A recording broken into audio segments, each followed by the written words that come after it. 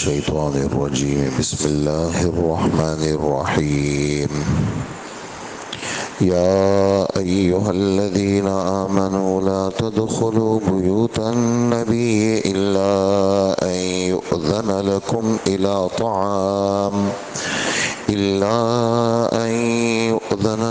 إلى طعام غير ناظرين إناه ولكن إذا دعيتم فادخلوا فإذا طعمتم فانتشروا ولا مستأنسين لحديث إن ذلكم كان يؤذي النبي فيستحيي منكم والله لا يستحيي من الحق وإذا سألتموهن متاعا فاسألوهن من وراء حجاب ذلكم أطهر لقلوبكم وقلوبهن وما كان لكم أن تؤذوا رسول الله ولا أن تنكحوا أزواجه من بعده أبدا إن ذلكم كان عند الله عظيما إن تبدوا شيئا أو تخفوه فإن الله كان بكل شيء عليما صدق اللہ العظیم۔ یہ دو آیتیں آپ کی خدمت میں پڑھی گئی، آیت نمبر 53 ہے اور 54 ہے سورہ احزاب کی۔ آیت کا ترجمہ ہے کہ اے ایمان والو، نبی کے گھروں میں بغیر اجازت داخل نہ ہوا کرو، الا یہ کہ تمہیں کھانے پر آنے کی اجازت دے دی جائے، وہ بھی اس طرح کہ تم اس کھانے کی تیاری کے انتظار میں نہ بیٹھے رہو، لیکن جب تمہیں دعوت دی جائے تو پھر جاؤ، اور جب کھانا کھا چکو تو اپنے راستے پہ واپس آؤ، اور باتوں میں جی لگا کر کے نہ بیٹھو۔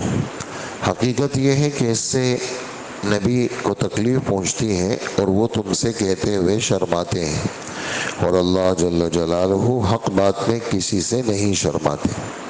اور جب تمہیں نبی کی بیویوں سے کچھ مانگنا ہو تو پردے کے پیچھے سے مانگا کرو، یہ طریقہ تمہارے دلوں کو بھی ان کے دلوں کو بھی زیادہ پاکیزہ رکھنے کا ذریعہ ہوگا، اور تمہارے لیے جائز نہیں ہے کہ تم نبی کو تکلیف پہنچاؤ، اور یہ بھی جائز نہیں ہے کہ ان کے بعد ان کی بیویوں سے کبھی بھی نکاح کرو، یہ اللہ کے نزدیک بہت سنگین بات ہے۔ اور چاہے تم کوئی بات ظاہر کرو یا اس کو چھپاؤ، اللہ جل جلالہ ہر بات کا، ہر چیز کا پورا علم رکھنے والا ہے۔ یہ آیت گزشتہ کل آپ کی خدمت میں پڑھی گئی، ترجمہ بھی آ گیا تھا۔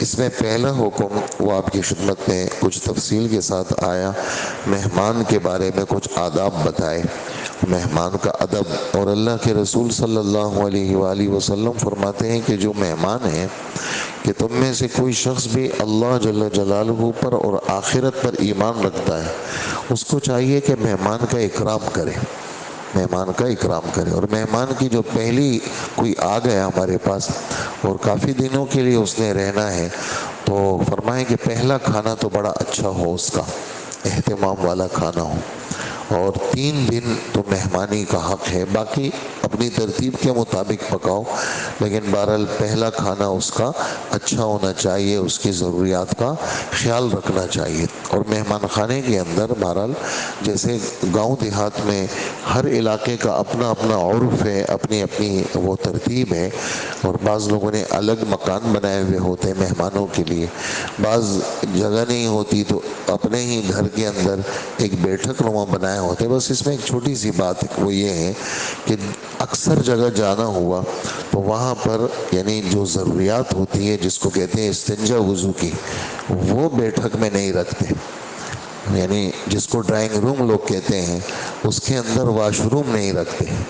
اور یہ اچھے یعنی جو گھر ہیں، آپ سمجھیں کہ وہ کروڑوں روپے کے وہ گھر لے لیے، لیکن سب گھر میں ہر کمرے میں ہے، لیکن جو مہمان خانہ ہے اس میں واش روم نہیں ہے، یہ بات غلط ہے۔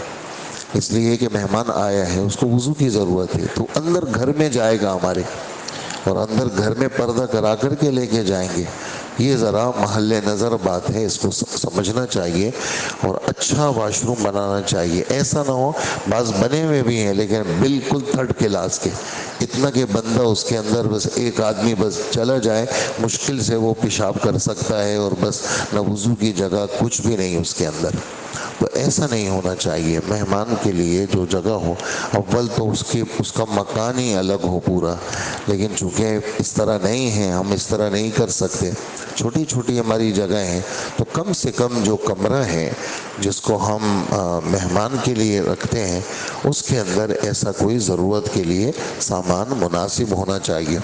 پھر اکرام کا اندازہ اس جملے سے لگائے جو میں کل نہیں بتا سکا آپ کو، کہ حضور صلی اللہ علیہ وآلہ وسلم نے اپنی زبان سے، یعنی ایک تو یہ ہے کہ سختی سے کہنا، نرمی سے بھی نہیں کہا آپ نے، نرمی سے بھی آپ نے کوئی جملہ نہیں کہا، بس آتے جاتے رہے، اور مہمان کو نہیں کہا بھائی آپ لوگ کیا کر رہے ہیں، کھانا کھا لیا جائیں یہاں سے، نہیں، یہ نہیں کہا آپ نے۔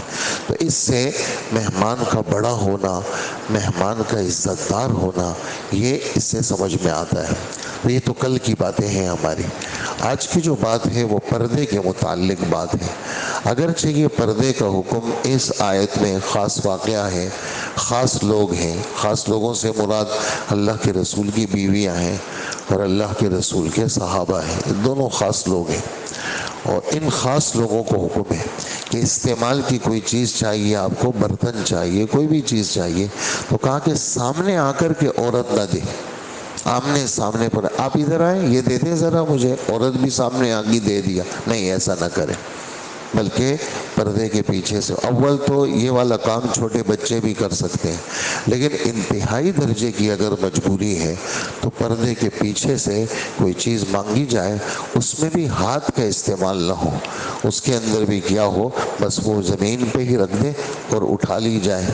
کوئی ایسی باادب چیز ہے جیسے کوئی کتاب ہے، کوئی چیز ہے، تو اس کو کسی تپائی پر، کسی مسلح پر، کسی پر رکھ کر کے اس کو پردے کے پیچھے سے یوں آگے بڑھا دیا جائے، اور یعنی عورت کا اور مرد کا آمنا سامنا نہیں ہونا چاہیے، اور یہ بات تمہارے اور ان کے دلوں کے لیے نفسانی وسوسوں سے پاکی کا سبب ہے۔ اچھا تھوڑا سا سوچ لے تھوڑی دیر کے لیے، یہ حکم کن لوگوں کو ہے؟ کہا جی یہ ان لوگوں کو ہے جو اللہ کے رسول صلی اللہ علیہ وسلم کی بیویاں ہیں اور امت کی مائیں ہیں، اور جن کے دل دماغ کی صفائی کا ذمہ اللہ نے لیا ہے۔ انما یرید اللہ لیذھب عنکم الرجس، اللہ پاک چاہتے ہیں تمہارے اندر سے گندگی کو صاف کریں۔ اے نبی کے گھر والیوں، گندگی کو صاف کرنے کا اللہ نے کیا لیا ہے؟ ذمہ لیا ہے۔ اسی خواتین کو کہہ رہے ہیں خبردار آگے نہیں آنا، اور مردوں میں سے کن کو حکم ہے جی؟ صحابہ کو حکم ہے۔ صحابہ بہت بڑے لوگ تھے، یعنی جن لوگوں کو نبی کی صحبت کے لیے اللہ نے چنا، یہ چھوٹے لوگ نہیں تھے، یہ بہت بڑی مخلوق تھی۔ ان میں سے بعض صحابہ کا مرتبہ فرشتوں سے بھی آگے تھا، بعض صحابہ کا مرتبہ فرشتوں سے بھی آگے، اور بعض صحابہ کا خصوصی فرشتوں سے بھی، جبرائیل سے بھی آگے کا تھا۔ تو وہ کتنے بڑے لوگ ہوں گے جن کا مرتبہ اس فرشتوں سے بھی آگے، ان کو بھی کہہ رہے ہیں خبردار ایسا نہیں کرنا۔ تو جب ایسے پاک لوگوں کو پردے کا حکم ہے، آج کے اس ماحول میں کون ایسا دعوے دار ہے جو کہتا ہے کہ بھائی کچھ بھی نہیں ہوتا ہمیں، ہم اگر کسی لڑکی کے پاس بیٹھ جائیں اور اس کے ساتھ خلوت میں رہے، کچھ ہو ہی نہیں سکتا؟ اور رسول اللہ صلی اللہ علیہ وسلم فرماتے ہیں لا یخلون احدکم بامرأۃ الا ثالثہما الشیطان، خبردار تم میں سے کوئی کسی اجنبی عورت کے ساتھ اکیلے میں نہ رہے ورنہ تیسرا شیطان ہوگا۔ اور حضرت عمر رضی اللہ عنہ فرماتے ہیں دو بوسیدہ ہڈیاں، بوسیدہ ہڈیاں یعنی بڈھا اور بڈھی، بوسیدہ ہڈیاں، بڈھا اور بڈھی بالکل 80-90 سال کی، اگر یہ دونوں بھی الگ ہو جائیں، اکیلے میں ہو جائیں اور اجنبی ہو، تو شیطان اپنا کام دکھائے گا، اور شیطان کیا کرے گا؟ گمراہ کرے گا۔ کسی صورت کے اندر اپنے نفس پر آدمی کو بھروسہ نہیں ہونا چاہیے. بعض کہتے ہیں جی میں بڈھا ہو گیا ہوں، میری داڑھی سفید ہو گئی، اگر میں جوان لڑکیوں کے ساتھ ایسی گپ شپ لگاؤں کچھ نہیں ہوتا. یہ جھوٹ بولتے ہیں، یہ جھوٹ بولتے ہیں، یہ غلط ہے. جو چیز خدا کے حکم کے خلاف ہے اس کے اندر تو ناممکن بات ہے کہ ایک آدمی کہتا ہے کہ کچھ نہیں ہوتا. یہ غلط بات ہے. یہ اندر دل کی سختی کی اور دل کے کالے ہونے کی علامت ہے. اس آدمی کا دل سیاہ ہے، اس کو کیا پتا کہ بھئی اس طرح کچھ نہیں ہوتا. جوان لڑکیوں کو لوگ ٹیوشنیں پڑھاتے ہیں اور ہم تو سختی کے ساتھ ان قاریوں کو بھی منع کرتے ہیں. خبردار کسی کے گھر میں جا کر کے کسی جوان بچی کو جو اس طرح 8-9 سال کی بچی ہو نہیں پڑھایا کرو. اور پھر ٹیوشن پڑھانا، اسکولوں کے اندر لیکچر دینا اور سامنے لڑکیاں بیٹھی ہوئی ہیں، حضرت لگے ہوئے ہیں لیکچر دے رہے ہیں، یہ بات غلط ہے. کسی صورت میں اجازت نہیں. یہ جو ہمارے بنات کے مدرسے ہیں وہاں سامنے موٹا پردہ ہوتا ہے، اسپیکر ہوتا ہے، پیچھے بچیاں ہوتی ہیں. یہ بھی حضرات کہتے ہیں اللہ کرے ان لڑکیوں میں کوئی ایسی عالمات بن جائیں یہ خود سنبھالے لڑکیوں کو. مردوں کا بالکل داخلہ زنانہ جگہ کے اندر مردوں کا بالکل داخلہ بنا ہو. یہ چیزیں یعنی کیا ہے، آدمی کے اندر دل کو کیا کرتی ہیں، خراب کرتی ہیں. آسمانی حکم ہے. یعنی 100 باتوں کی ایک ہی بات ہے کہ جب اللہ نے فرما دیا میں خارج کے اندر دیکھتا ہوں میرے اوپر کوئی اثر نہیں ہے، میں اس خارج کے اثر کو اپنی ذاتی تجربے کو نہیں دیکھوں گا، میں اللہ کے حکم کو دیکھوں گا. جب رب نے کہہ دیا کہ بھائی پردے کے پیچھے سے گفتگو ہو وہ بھی اشد ضرورت کے تحت میں، اب اس کے بعد کوئی بات نہیں رہ جاتی، میں اپنے ذاتی تجربوں کو نہ دیکھوں. تو یہ چیزیں ہیں کہ جب ایسے پاک لوگوں کو حکم ہے تو تم کون ہو. اس لیے اس طرح گفتگو کرنا، ایسے یعنی اداروں میں رہنا اور ساتھ میں سیٹ پہ بیٹھ کر کے کمپیوٹر کا کام کرنا. پھر اپنے آفس میں کہ میں لڑکا رکھتا ہوں تو ₹1,00,000 دینے پڑیں گے، لڑکی رکھتا ہوں تو ₹20,000 دینے پڑیں گے. تو اپنے آفسوں کو لڑکیوں سے بھر دیا اور نمازیوں نے بھر دیے. یہاں کے نمازیوں نے اپنے آفسوں میں لڑکیوں کو بٹھاتے ہیں. غلط کرتے ہیں یہ. اور بعض 24 گھنٹے کے لیے بٹھاتے ہیں کہ بھئی رات کے وقت میں نائٹ میں لڑکیاں آ رہی ہیں. جی یہ غلط کام نہ کریں. یہ چیزیں اس سے آپ کے رزق کی برکت چھنیں گی. آپ نے اپنے پیسے بچائے، پیسے بچانے کے لیے کہ بھی پیسے بچ جائیں گے، اور پھر آپ نے نامحرم لڑکیوں کو ایسا بے پردہ رکھا. ہوٹل، یہاں ایک ساتھی کا ہوٹل ہے، ہم گئے وہاں اس نے لڑکیوں کو رکھا ہوا تھا. ہم نے سختی سے کہا اس کو کہ بھئی آپ کے ہوٹل میں ہم نہیں آئیں گے، آپ نے یہ ختم کرنا ہے. آپ نے کیوں ان لڑکیوں کو بٹھایا ہے یہاں پر؟ ان کا کام یہاں پر کیا ہے؟ جب آپ کے ویٹر جو ہے جو تقسیم کرنے والے ہیں کھانا، جب وہ مرد سے آپ کا کام پکانے والے اور یہ سب ہو سکتے، آپ نے اس طرح کے جو ہے وہ شو پیس رکھنے کی کیا ضرورت ہے کہ جی ہم اس طرح بڑے ہوٹلوں کی نقل کر رہے ہیں؟ ایسا نہ کریں. تو یہ چھوٹی چھوٹی باتیں، مونوگرام بنائے جی اس میں تصویر رکھ دی، یہ تصویر ہٹاؤ. چیز کو آپ شریعت کے مطابق لانے کی کوشش کرو. اپنے رزق کے اندر، اپنے کمائی کے اندر آدمی اللہ کے رسول کے حکم کو زندہ کرے گا تو وہ کمائی حلال رہے گی، خالص. لوگوں کے دیکھا دیکھی کے اندر، اس چیز کے اندر آدمی اس کو حرام کو یا کراہت والی چیزوں کو داخل کرنے کی کوشش نہ کرے. پھر اس کے جواز کے لیے فتوے ڈھونڈتے ہیں اور ہر اس آدمی کے پاس جاتے ہیں جو تھوڑا نرم مزاج ہو، اس کو کہتے ہیں جواز کا راستہ نکالو. تو یہ غلط باتیں ہیں ساری. تو یہ اپنے پاک مخلوق کو، پاک نفوس کو یہ حکم دیا کہ جب اس طرح ہو تو پردے کے پیچھے سے تم نے گفتگو کرنی ہے، وہ بھی ضرورت کے تحت میں. اور یہ چیز تمہارے دلوں کے لیے اور ان کے دلوں کے لیے پاکی کا سبب ہے. نفسانی خواہشات اس سے پاکی کا سبب ہے. اور خبردار جو تم نبی کو تکلیف دو، ایک رتی برابر بھی نبی کو تکلیف دینا کفر ہے، حرام ہے. نبی کو تکلیف کو حلال سمجھنا کفر ہے، اور نبی کو تکلیف دینا یہ کیا ہے؟ حرام ہے. ان آیات سے یہ بات واضح ہے. اور نبی کی وفات کے بعد ان کی بیویوں سے شادی کرنا وہ تمہارے لیے کیا ہے؟ ناجائز ہے. کبھی بھی شادی نہیں کر سکتے تھے. کیوں نہیں کر سکتے؟ وہ امت کی مائیں ہیں۔ اسی سورہ احزاب کی آیت نمبر 5ویں کے اندر یہ والی بات ہے۔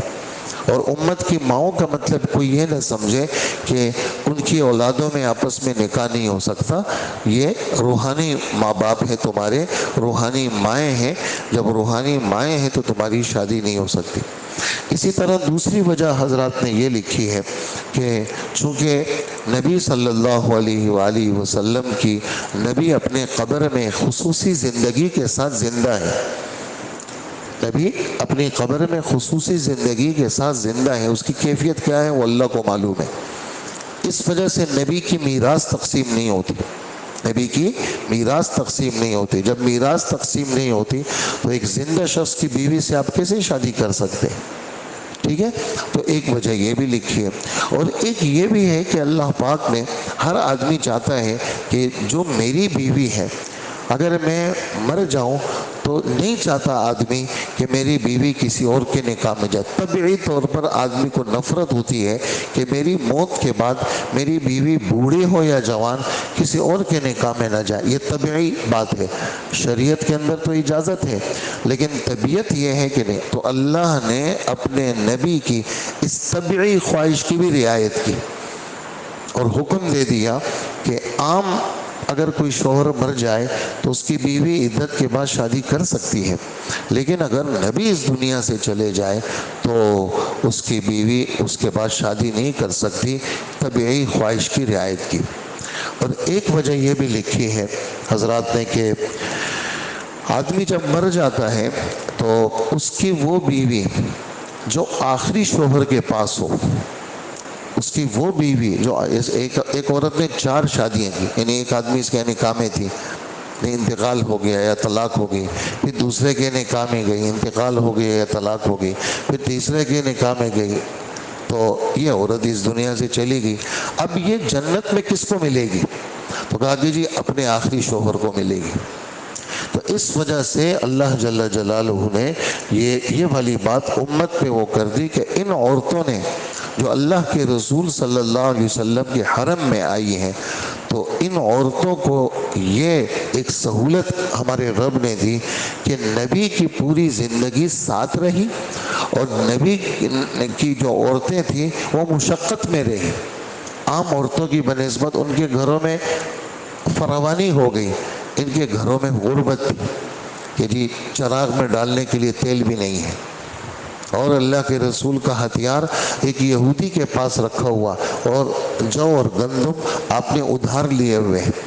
تو اس طرح کی غربت، اور ایک مہینہ گزرا، دوسرا گزرا، ہم چاند دیکھتے تھے لیکن ہمارے گھروں میں چولہے نہیں جلتے تھے، اور ہم کھجور اور پانی پہ گزارا کرتے تھے۔